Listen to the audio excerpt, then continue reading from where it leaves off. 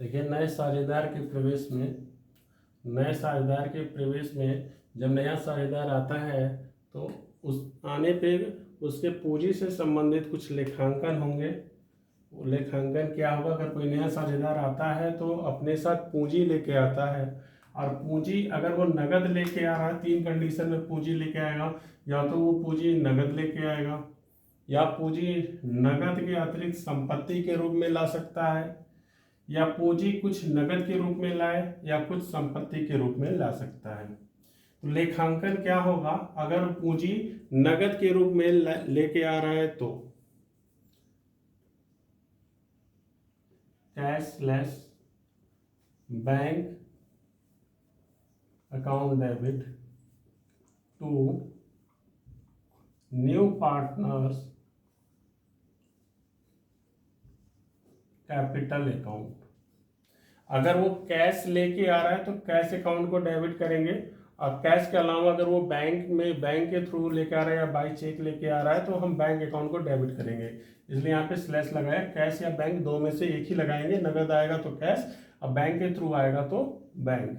Cash slash bank account debit to new partners capital account. Narration being capital brought by new partners।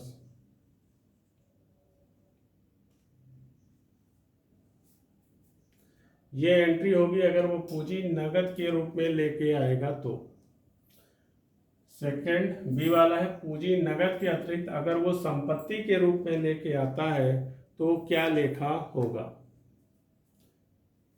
सब entry यही होगी। एक ही entry को अच्छे से ध्यान देंगे तो याद हो जाएगा। असेट्स अकाउंट डेबिट, बाकी जो पहले एंट्री है बिल्कुल वही होनी है। वहां पे कैश या बैंक के थ्रू लेके आ रहा तो कैश या बैंक को डेबिट करते थे, लेकिन यहाँ पर क्या है? संपत्ति लेके आ रहा है, पूंजी के रूप में संपत्ति ला रहा है, तो संपत्ति अकाउंट को डेबिट करेंगे। बाकी सेम रहेगा। To new partners capital account. Narration हो जाएगा बीइंग कैपिटल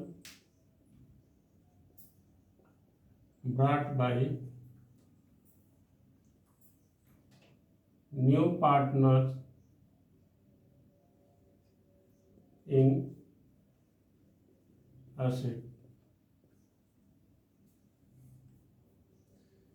सी पॉइंट है, अगर पूंजी नगद और कुछ संपत्ति के रूप में लेके आता है तो नगद लेके आता है तो ऊपर वाली एंट्री होगी।